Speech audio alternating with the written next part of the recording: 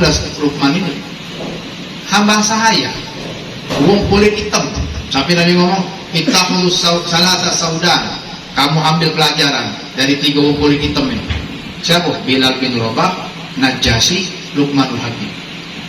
Nabi petua dari mereka. Walaupun mereka tuh, artinya kali ini wong kulit hitam. Zaman dulu jual beli kuo, terhina. Tapi Allah berikan kemuliaan, Masya Allah. Kenapa? Itu tadi, memang dia mendapatkan rahasia daripada hakikat ilmu. Insya Allah, mudah-mudahan Allah berikan.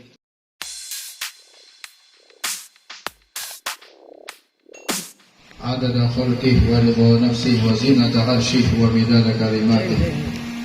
Allahumma salli wa sallim ala sayyidina Muhammad al-fatih lima ulik wal khatib lima sabaq ناصر الحق بالحق والهادي إلى صراطك المستقيم وعلى آله وصحبه حق قدره ومقداره العظيم سبحانك لا علم لنا إلا ما علمتنا إنك أنت العليم الحكيم اللهم زدنا علما ولا تزغ قلوبنا بعد إذ هديتنا وهب لنا من لدنك رحمة إنك أنت الوهاب اللهم يا فتاح يا عليم افتح لنا فتحا قريبا يا فتاح يا عليم افتح لنا فتحا مبينا برحمتك يا أرحم الراحمين آمين يا رب العالمين.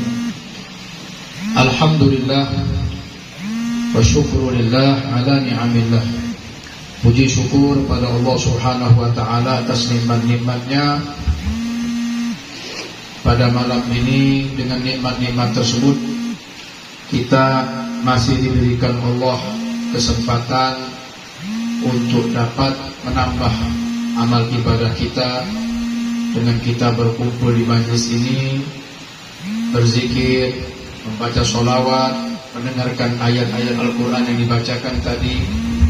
Tidak lain adalah kita memohon kepada Allah Subhanahu wa ta'ala waktu yang kita lalui dalam hidup ini, yang semakin berjalannya waktu, semakin berkurang jatah hidup kita, semakin singkat masa yang kita akan lewati di dunia ini dan berujung kepada yang namanya kematian. Dan dalam kesempatan ini yang paling menikmati kehidupan adalah orang-orang yang mereka itu dapat menggunakan waktu sebaik-baiknya di dalam taat ibadah kepada Allah Subhanahu wa ta'ala. Di antara manusia yang mendapatkan keberuntungan tersebut adalah yang kita akan kaji hikmah-hikmah yang disebutkan Allah di dalam Al-Quran, namanya dan petuah-petuahnya. Padahal Al-Quran itu adalah wahyu Allah yang tentunya lebih utama, menunjukkan bahwasanya ucapan yang baik itu hakikatnya adalah cahaya daripada apa yang diwahyukan Allah Subhanahu wa ta'ala. Tetapi berbeda antara wahyu dengan ilham. Kalau wahyu itu diturunkan kepada para anbiya, para rasul, sedangkan ilham, petunjuk itu kepada orang-orang yang taat beriman kepada Allah Subhanahu wa ta'ala. Salah satunya Luqmanul Hakim. Luqmanul Hakim bukan seorang nabi, sudah kita jelaskan 2 minggu yang lalu. Ulama sependapat beliau bukan seorang nabi. Ada yang mengatakan nabi, tapi sendirian, artinya kalah pendapat dengan yang lain. Karena kebanyakan mengatakan Luqman itu seorang mukmin yang beriman kepada Allah, yang taat kepada Allah, bukan seorang nabi. Kita perlu mengkaji, mendalami, memahami, mentafakuri daripada apa yang Allah sebutkan dalam Al-Quran tentang hikmah. Hanya beberapa ayat dari ayat ke-12 tadi kan, ayat 12, 13, 14, 15, 16, 17, 18, 19. 8 ayat ini anak punya 2 kitab ya. Ini diantaranya kitab yang menjelaskan 8 ayat itu tadi. Nah, kalau gitu nak jelaskan lagi, baca jadi berjilid-jilid. Saking luasnya dari hikmah yang dijelaskan Allah di dalam Al-Quran. Jadi maksudnya biar kita belajar merenung, bertafakur untuk masa depan kita. Karena wasiat ini, nasihat ini disampaikan Luqman kepada anaknya. Masih kecil anaknya itu. Ya? Diajaknya ngomong, diceritakannya tentang bagaimana seharusnya hidup ini. Ini sudah jarang didapatkan. Zaman kita sekarang jangankan budak yang muda, yang tua lagi macam budak kecil. Nusu, wong tua, kita budak kecil. Mak mana budak kecil? Tahu budak kecil, tak mungkin kita wong tua, jarang. Maka sebagus-bagus anak kecil seperti orang tua dalam perilaku baiknya. Sejahat-jahat wong tua macam budak kecil perilaku. Kalau budak kecil macam wong tua, sopan, santun, berakhlak, ngomongnya itu bertutur. Budak kecil juga, budak kecil ini ngomongnya bagusnya dipuji boh. Kalau wong tua dianggap biasa, wong tua biasa, wajarlah jumlah tua, ada tidak pengalaman. Tapi kalau terbalik, wong tua macam budak kecil, ini paling jahat keadaannya. Tua tapi macam budak kecil, ngomong tak kati aturan, berbuat tak kati apa ini, tata keramanya. Nah ini seburuk-buruk keadaan. Luqmanul Hakim, siapa namanya kemarin?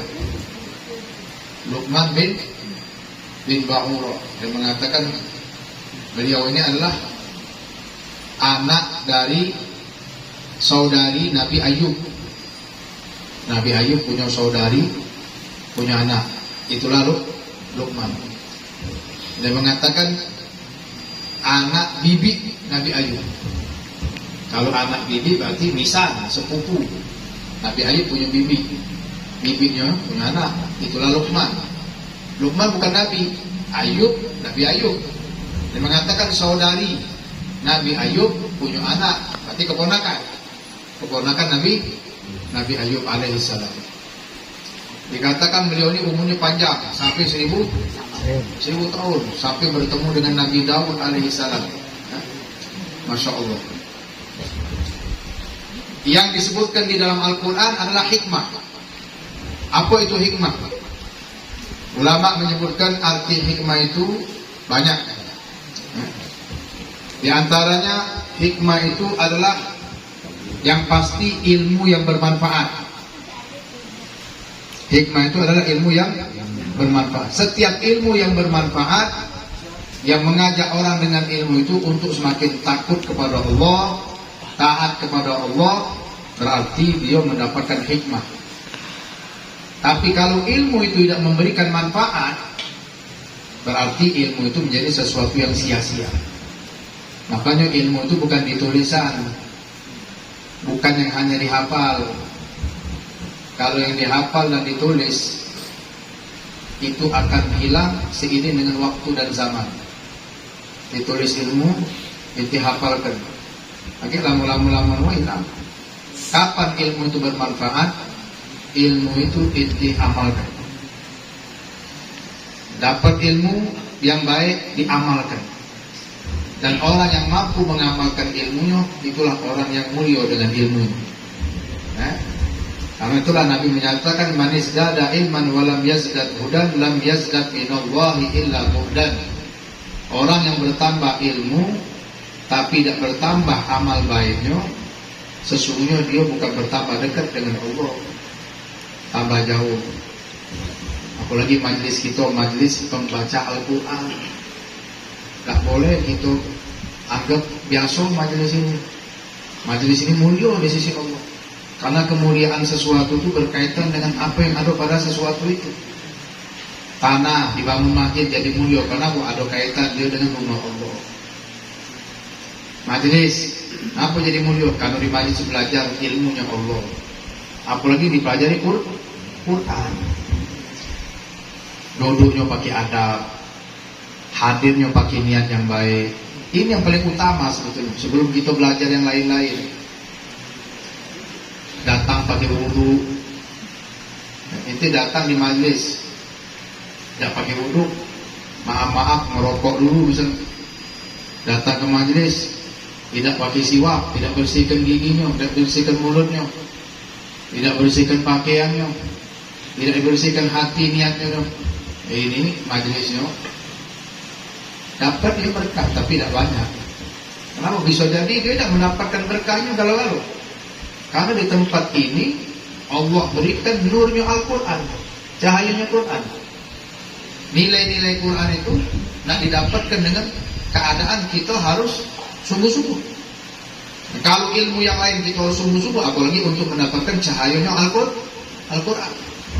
Nah itulah bedanya. Yang belajar Quran cuma belajar Quran. Ngapo Ustaz Aan ngajak ada majelis Habib Faris, Habib Umar. Biar kita ini bukan dengan Quran baik, tapi kita ini paham untuk apa kita belajar Quran. Qori banyak di luar sana yang lebih hebat-hebat dari kita ini, banyak. Penghafal Quran banyak. Yang 30 juz, apalagi juz 30 juz banyak. Tapi yang diinginkan adalah sampai di mana membawa cahaya Quran ini. Ada wong hafal mungkin 1 ayat 2 ayat, 1 surat 2 surat, tapi masuk dalam lubuk hati dia cahaya 1 ayat 2 ayat itu, atau cahaya 1 surat 2 surat itu, sampai terpatri, tertanam dan merubah hidup dia. Yang tadinya tidak kenal sama Allah, yang tadinya maksiat, yang tadi gawe benar, begitu mendengarkan firman Allah, dimasukkan Allah nur cahaya ayat Quran tadi ke dalam sanubari dia, jadi membaik, berubah, bertobat, minta ampun, akhirnya sudah berubah langsung. Padahal dia cuma dapat 1 ayat. Zaman Nabi dulu ada orang mendengarkan ayat Quran dibacakan apa? Tumalatus aluna yawma idzin anin na'im alhaqum takatsur hatta zurtum sampai tumalatus aluna yawma idzin anin na'im pingsan, bahkan bukan sampai meninggal. Kenapa? Saking kuatnya dia memaknai, memahami, merenungi daripada ayat. Al-Imam Syafi'i mengatakan apa? Andai kata Allah tidak turunkan Quran kecuali 1 surat, yaitu surat Al-Asr. Wal asri innal insana lafi khusrin illa alladhina amanu wa amilus shalihat wa tawasaw bil haqqi wa tawasaw bis sabr. Sudah cukup kata beliau. Tak perlu surat-surat yang lain. 114 surat itu tidak usah, cukup ya cukup. Surat apa namanya? Al-Asr. Berapa ayat?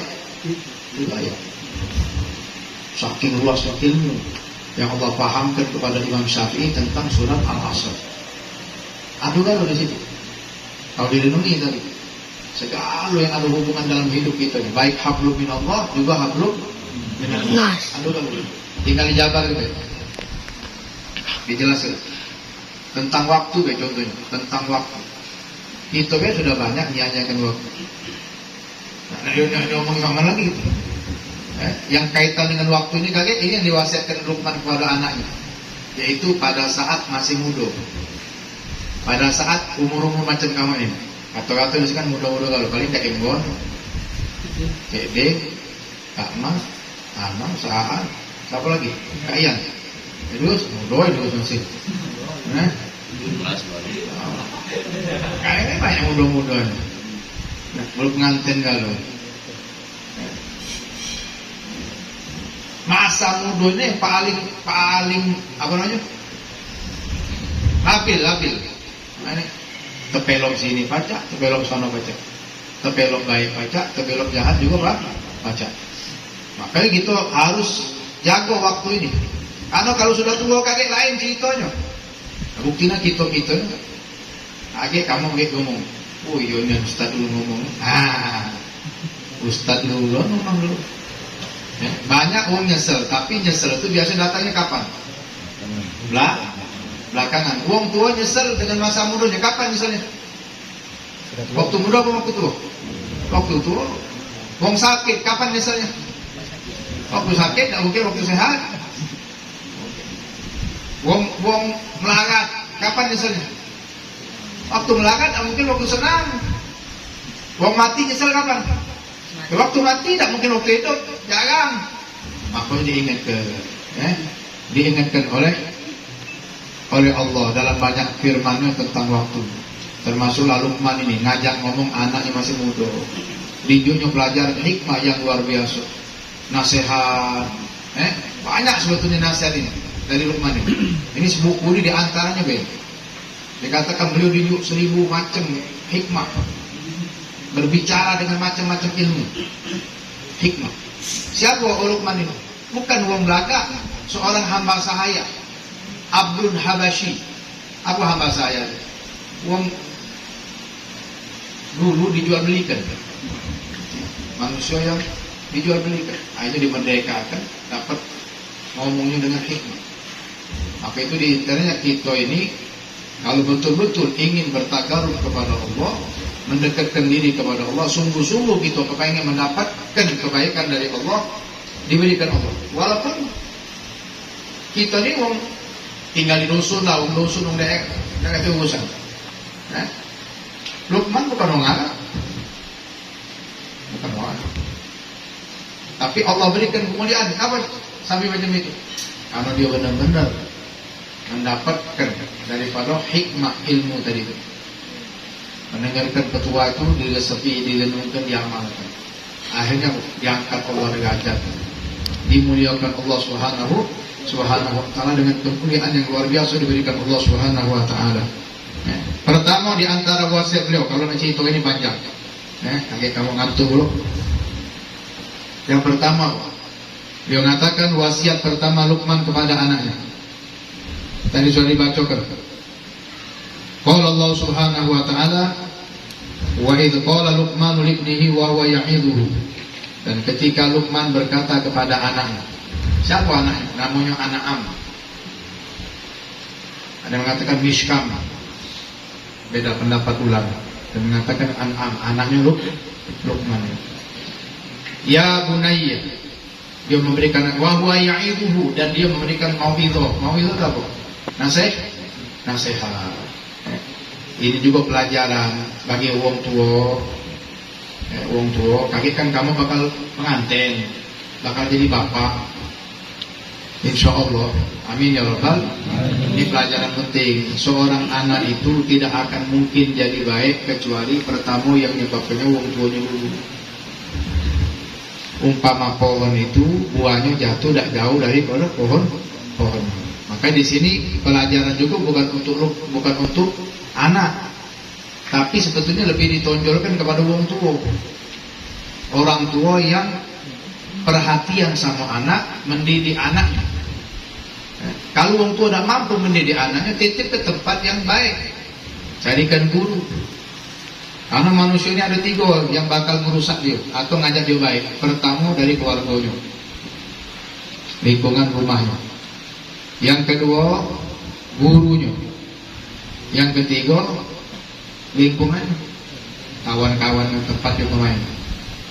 Kalau orang tuanya baik, insya Allah anaknya pasti jadi baik. Tapi masih harus hati-hati lagi. Di mana dia belajar, sama siapa dia berguru. Oh alhamdulillah dia dapat guru yang ngajar itu baik juga. Alhamdulillah, berarti 2 sudah. Orang tua baik, keluarga baik, guru juga baik. Tapi bukan berarti dia pasti baik, belum. Ada sifat lagi pengaruhnya. Lingkungan, tempat dia main, siapa kawan. Kalau tidak dijaga yang ketiga ini, bisa jadi dia juga jadi rusak. Sekarang kadang wong tuanya baik, ngapa anaknya tidak baik? Padahal dia punya guru, gurunya baik juga, tapi ngapa tidak baik? Oh, tempat dia main, dia lebih kalah pengaruh dengan lingkungan, kawan-kawan. Kayaknya pilih-pilih kawan, kayak gini jelaskan oleh Luqman ini kepada anaknya. Cara milih kawan. Jangan kita nganggap, sudahlah, aman deh. Wong tua juga tidak boleh ngomong, biarlah, budak tua besar. Ngapa? Justru semakin anak itu besar, semakin nak diawasi. Budak kecil ini, ngampang gitu makanya. Jelit dikit takut. Kalau udah besar, kita jelitin yang zaman sekarang. Jelitin lagi dia. Kita marahi. Jumpa emang giginya, atau di kita ada diuyuknya. Kita nanti tahu dia, malah dia ketawa dia. Zaman sekarang, tidak mempan lagi ini nasihat ini. Kenapa? Karena rusaknya sudah lama, bukan baru. Rusak dari mana? Dari kawan. Apalagi zaman sekarang, sekolah juga sudah jarang mengajarkan akhlak. Murid-murid itu dibiarkan baik, yang penting mereka sekolah. Entah sekolah online dulu, tambah jauh daripada bimbingan akhlak. Gurunya ngajari, dia main-main di rumah sambil ngulik, nonton, tengok di HP juga. Gurunya di sekolah atau di ngajar, gurunya serius, muridnya sambil main-main. Enggak, pakai Zoom. Ada akhlak. Sekarang ini yang pacak dapatkan akhlak yang duduk di majelis-majelis taklim aja. Tapi kalau sudah di majelis taklim juga tidak pacak berakhlak, ini rusak berarti sudah. Justru kita mengharap duduknya kita di majelis-majelis taklim seperti ini, semakin kita punya akhlak. Akhlak dari mana? Dari akhlaknya Nabi kita Muhammad Sallallahu Alaihi Wasallam. Wahwa ya'iduhu, beliau memberikan nasihat mau'idhah kepada anak. Ya bunayya, wahai anak kecil kesayanganku. Itu bunayya. Bunayya, kalimat bunayya itu anak kecil kesayangan aku. Jadi wong tua ini diajarkan manggil anak dengan panggilan kesayangan. Pernah tak kamu dipanggil oleh wong tua dengan panggilan kesayangan? Kamu kan punya wong tua kan? Pernah tak cerita wong tuanya manggil kamu? Pakai apa panggilan? Merasa sudah dipanggil dengan sayang oleh wong tua. Harus sekarang banyak anak-anak hilang kasih sayang atau kurang kasih sayang sekarang nih.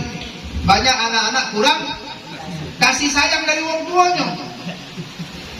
Tak kasih sayang dengan wong tuanya. Ya soalnya zaman Nabi dulu ada wong tua nyingok Rasulullah ini sayang muda kecil. Hanya nih ngomong, ya Rasulullah, itu Rasulullah kamu cucumnya. Jadi Rasulullah, ngomong tadi, ya Rasulullah, apakah kau berbuat seperti ini dengan budak kecil? Apa jadi mana kau? Punya 10 ekor anak, biasa baik. Hati-hati Nabi, berarti kau hilang rahmat, dicabut Allah rahmat kasih sayang dari diri kau. Sama budak kecil itu kan kesian ya, lucu itu. Kalau budak kecil lucu, kecil kan enggak lah situ. Jangan kamu yang tua-tua macam itu.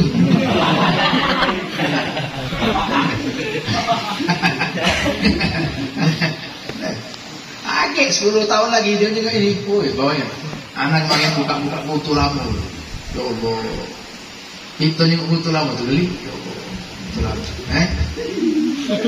Budak-budak 10 tahun lagi. Ini di mana Yai? Tahu dulu masih sekolah, masih belajar di majelis taklim. Alhamdulillah. Dia jadi hebat insya Allah. Amin. Ya bunaya, jadi boleh kita dianjurkan, malah dianjurkan wong tua memanggil anaknya dengan panggilan kasih sayang, yang menunjukkan cinta tuh sama anaknya, sama istrinya, sama kawan. Nah, tapi panggilan yang menunjukkan keakraban, akrab. Makanya diajarkan santun, wong tua mengajarkan santun kepada anak. Anak juga diajarkan beradab sama wong tua. Panggil nama wong tua jangan dengan namanya, panggil dengan nama yang mulia. Digelarkan ayah, my father, mother, mami, mak, ujung, papi. Yang repot nih kalau manggilnya sikonya bunda. Bapaknya panggilnya panda lah. Emaknya bunda, anaknya bapaknya Jadi boleh anak manggil wong tua dengan panggilan hormat, ta'zim. Kalau kita udah manggil emak sama bapak, tak apa-apa. Jangan manggil nama bapak Zainuddin. Din, mana Din? Siapa? Mamang tahu. Emaknya panggilan Cik Ima, misalnya Cik Ima, panggilan Cik Ima pula. Oleh anaknya, anak. Wong lain mungkin manggil emaknya Cik Ima. Kita jangan anak, manggilnya siapa? Emak. Wong tua juga boleh manggil anak dengan panggilan sayang. Rasulullah manggil istrinya Umairah, Aisyah namanya, tapi dipanggil Umairah karena Rasulullah memberikan pengajaran bagaimana harmonis antara pasangan suami istri. Senang istrinya pasti dipanggil macam itu. Umairah itu apa? Wajah yang pipinya kemerah-merah. Karena Aisyah itu putih, merah, cantik. Radhiyallahu anha. Anaknya dipanggil juga dengan panggilan kasih sayang. Sayyidina Hasan, Raihanati fil jannah. Ini cucu aku ini Raihan.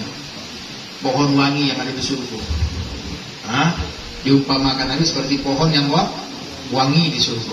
Itu juga adalah bagian daripada tanda mukjizat Nabi, bahwasanya beliau punya anak keturunan yang akan terus dimuliakan. Zuriatnya Rasul Shallallahu Alaihi Wasallam. Nanti kakek kalau punya anak macam itu, tunjuk nama anak yang baik, kemudian panggil anak dengan panggilan yang baik, yang akrab. Jangan anak tuh juga untuk takutan. Lebak, singitan. Aduh kan gitu kan. Aduh ayah balik. Lagi. Berarti anaknya takut saat wong tuanya tuh. Kakek kalau wong tua kate lagi, tidak kate jadi orang dengan ketakutan. Tidak. Saya nak Luqman tidak ngajarkan macam itu. Dia ngajarkan anaknya untuk akrab sama dia. Panggilnya, diajaknya ngomong. Kita ni perlu datang sama wong tua, duduk, cerita. Main lagi lah jarang. Kadang-kadang duduk pagaan. Dan sokongan main HP kan loh. Main HP, jangan saya ingat. Kadang anaknya main HP. Mbaknya main HP, maknya main HP juga.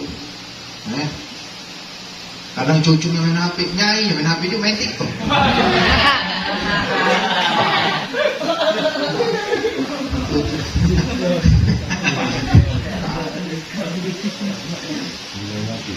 Jadi kita dapat hikmah. Luqman ngajak ngomong anak dengan kasih, dipanggil dengan panggilan apa? Ya bunai, ya bunai. Apa wasiat pertama beliau? Nasihat pertama kata beliau, la tusyrik billah.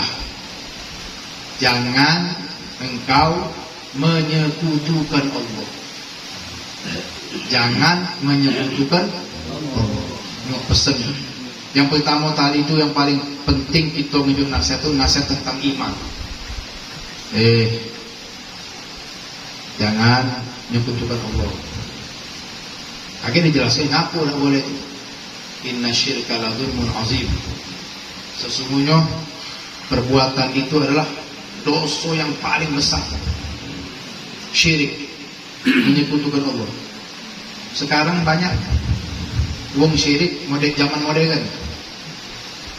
Bukan macam zaman Nabi itu, zaman dulu wong syirik menyembah batu berhala, pohon besar.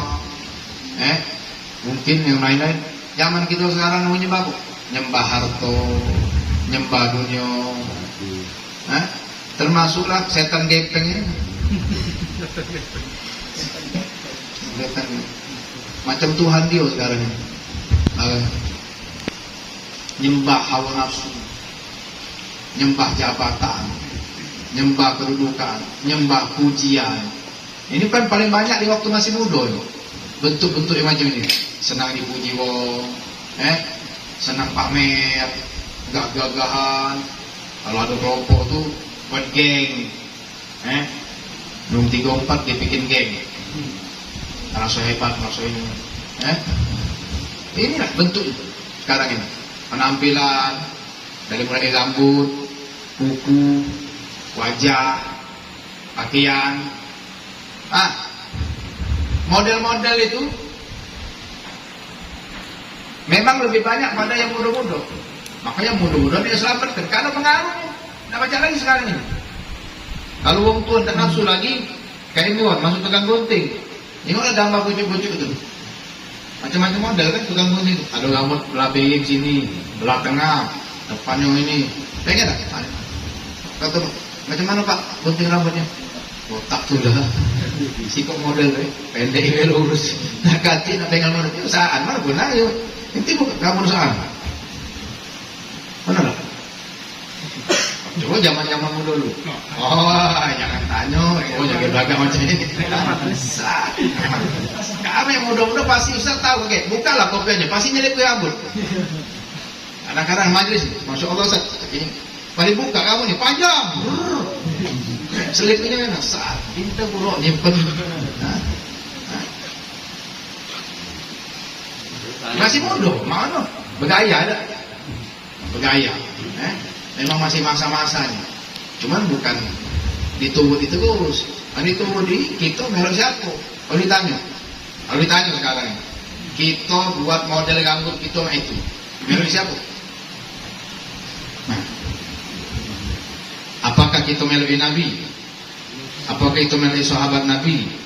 Apakah itu melok tabiin? Orang melok Nabi dan sahabat? Apa melok ulama, kiai, ustaz? Dan kata Ustaz Melo siapa? Melo yang digabal tu. Siapa yang nama tu? Kadang-kadang mengkafir. Kita Melo ni gaya tu Ustaz. Rambut ni, itu Melo gaya. Kaget lama-lama Melo yang lain. Man tashabbaha biqaumin fahuwa minhum. Yang bertasyabuh menyerupai satu kaum digolongkan kaum itu.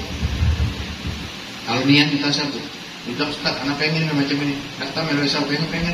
Nengok tu di TV ni. Oh, bukan Melo ikut juga. Melo di TV. Ini pesan pertama. Apa pesan pertama? Jangan menyekutukan Allah. Tak boleh.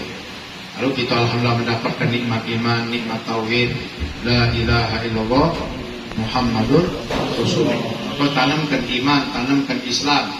Minta kepada Allah sampai mati kita dalam keadaan beriman, bertauhid yang benar. Kalau sekarang banyak juga orang-orang mengaku beriman kepada Allah, tapi tadi dia masih nak ngatur Allah. Dia ngaku sebagai hamba Allah, tapi nak ngatur Allah. Hukum Allah ada dijalankan, ditentang itu. Dia lebih tunduk dengan wong, takut dengan bos, takut dengan atasan. Kalau perintah atasan, nunduk, langsung taat patuh. Tapi kalau perintah Allah, pakai dulu, pikir dulu, pakai dulu. Allah itu maha pengampun. Ini hamba siapa? Hamba bos. Allahu Akbar, Allahu Akbar. Sholat. Masih begawe. Sampai datang azan yang lain. Allahu Akbar, lepas zuhur. Masih begawe juga. Hamba siapa ini? Hamba bos. Hamba dunia. Bukan hamba Allah. Allah. Ada hamba perut. Dikit-dikit makan begawainya. Nak kasih pikir yang lain. Sapi lagi kalah dengan dia. Sapi itu tukang makan. Hewan yang paling banyak makan sapi. Tapi makan, tidur, bangun, makan lagi, basuh. Bangun, tidur lagi.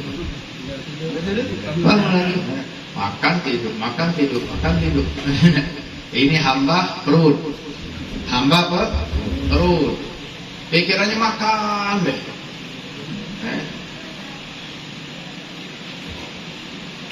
Itu disuruh jadi siapa? Hamba Allah. Kun abdullah wala takun abdan ghairi. Jadilah hamba Allah, jangan kau jadi hamba yang lain. Begitu kita menjadi hamba Allah, berarti kita betul-betul ikhlas dengan kalimat yang dikatakan kalimatul ikhlas. La ilaha illallah. Ini pesan pertama beliau. InsyaAllah kita amalkan. Kita buang dari diri kita sifat syirik. Syiriknya ada dua macam. Syirik nyata, syirik gak nyata. Syirik nyata itu tadi menyembah selain Allah. Kalau syirik gak nyata apa? Riya. Apa riya? Riya itu amal minta dipuji wong. Beramal tapi minta dipuji, minta dijengai wong, minta dipuji-puji wong. Atau riya. Riya itu syirkun khafi, syirik yang tersembunyi. Kenapa dikatakan syirik? Karena dia menduakan Allah. Dia berbuat satu perbuatan seakan-akan karena Allah. Mungkin dia sholat, mungkin ini, tapi dalam hatinya bukan karena Allah tujuannya, bukan karena Allah. Itu namanya syirkun khafi. Makanya orang yang syirik khafi ini pun menjadi orang merugi di akhirat. Kenapa? Waktu di akhirat amalnya banyak, pahalanya besar, tapi tidak ninjuk. Ningok beda.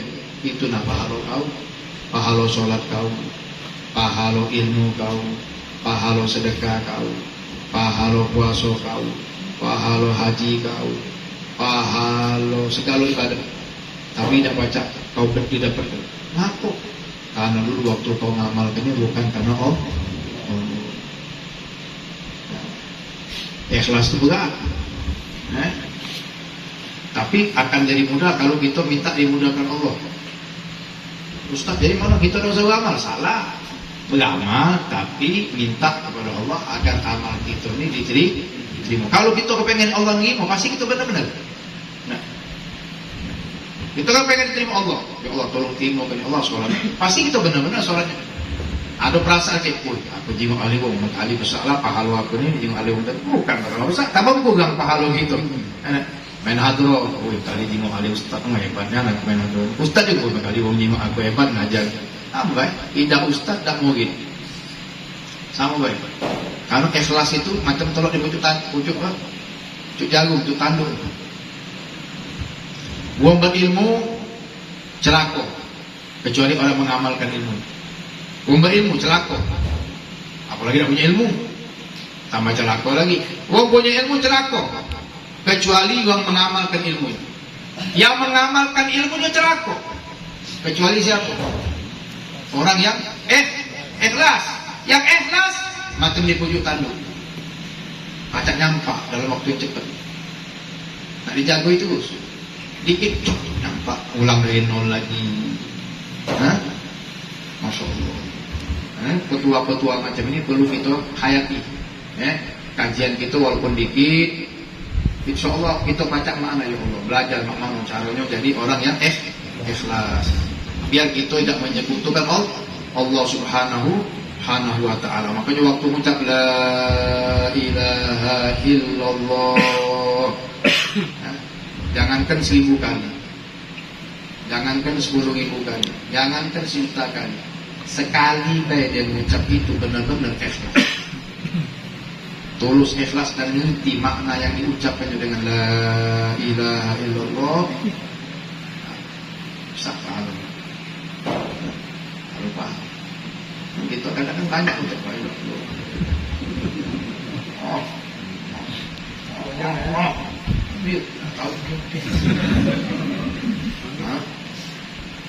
Sekali gitu memang ditanam dalam hati. Itu obat juga, obat untuk biar kita terjauh dari sifat riya. Banyak-banyak kita ucapin la ilaha illallah. Banyak-banyak belajar zikir. Yang lebih bagus lagi kalau baca mengucapnya dari dalam hati. Di mulut kita baca, dalam hati kita apa namanya? Kita lintaskan. Kalau tidak macam itu, tidak baca-baca, kita macam-macam inilah. Sampai mati, dari aduh sampai mati, naudzubillah, tidak merasakan kelezatan mengucap kalimat la ilaha illallah. Bahkan diharapkan daripada la ilaha illallah meninggal seluruh covid. Kita tidak tahu. Jangan kita nyantai pasti Ustaz masuk surga deman, kita nyantai. Ada. Bal ambil bakuro itu alim, murid-murid baca terbang di langit, bukan baca nama haduro murid, ngajar pucuk angin, pucuk angin, murid-murid, ribuan murid, bal ambil, maka mati suruh sotin, mati kafir. Jangan videonya kok sudah pasti aman, jadi ustaz, jadi kiai, banyak murid, jadi santri, hati-hati gitu. Makanya orang dulu kalau belajar itu nangis. Takut kaget ilmunya itu yang dia belajar bukan jadi baik untuk dia. Di samping itu gurunya juga nangis. Aku ini ngajarkan ikhlas juga. Murid nangis, guru nangis. Habis itu datang dengan adab. Ya Allah, sedekah dulu. Apa sedekah? Ya Allah, mudah-mudahan jangan sampai aku terlihat keburukan guru aku. Kalau kita ini maaf terjengok macam ada kekurangan pada guru kita. Lagi akhirnya kita ini ngasih pindah ke guru lain. Hatinya berpaling dengan tak boleh berkah. Minta disedekah mau. Jangan sampai kejengokan kekurangan guru. Macam itu dulu belajar.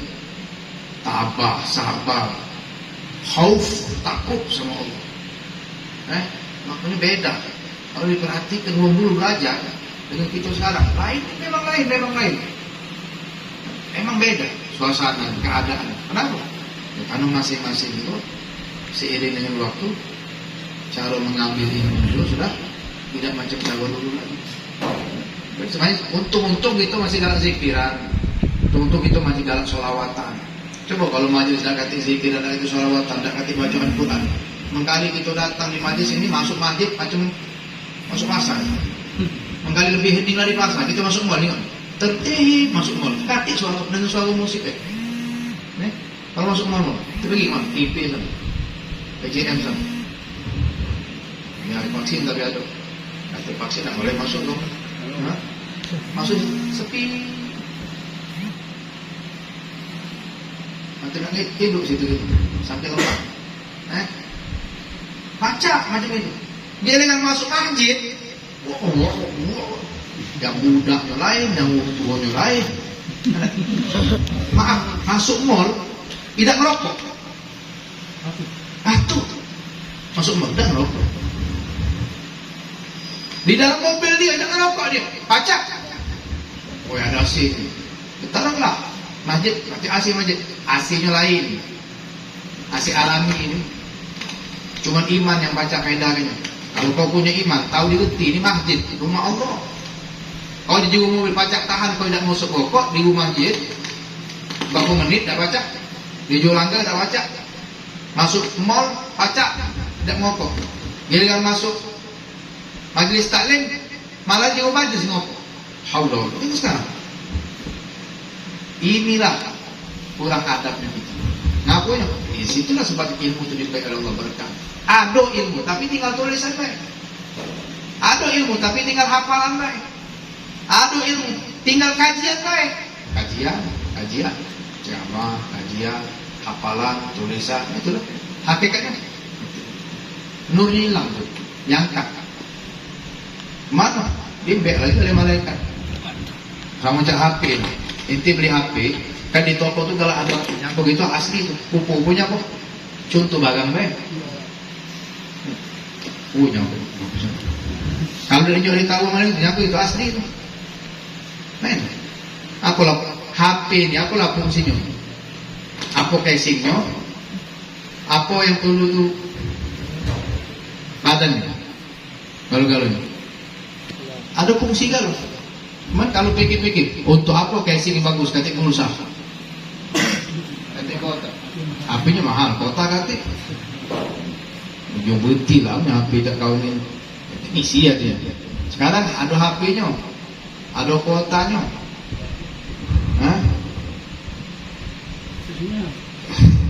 Kata sinyal. Tambah ya. Dah kata hubungan, dah kata nyambung. Jadi kalau casing kulit luar ini, tak kata apa namanya? Pemanis baik, pemanis. Badan kita, zohir kita, pemanis baik. Yang penting tuh otaknya, SPU, hati. Makanya iman, tauhid, keyakinan iman. Yakin. Dan orang-orang soleh itu sudah tahu tuh. Jadi iman. Dia duduk sama orang soleh, hati-hati. Orang soleh itu pacak maco hati, bukan maco luar. Hati di dalam hati kita dibaca. Yang sambil bersih kenyo, sambil bersih kenyo sambil linggitnya obat, kalau perlu diobati, kalau perlu linggit vitamin ini vitamin. Kadang-kadang ada orang duduk di satu majelis itu datang dalam keadaan dia paling bejat yang Allah, duduk di majelis keluar jadi orang paling soleh di antara jamaah-jamaah yang dulu belajar. Nah, itulah Luqman ini. Hamba sahaya, wong kulit hitam. Sampai Nabi ngomong, ittaqu salasa saudan. Kamu ambil pelajaran dari 3 wong kulit hitam ini. Siapa? Bilal bin Rabah, Najasyi, Luqmanul Hakim. Nanti petua dari mereka. Walaupun mereka tuh, atau kali ini wong kulit hitam.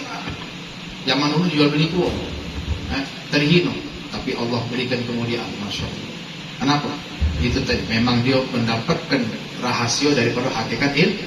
Insya Allah mudah-mudahan Allah berikan kita cahaya Al-Quran. Amin. Kita selalu berdoa, Allah marhamna bil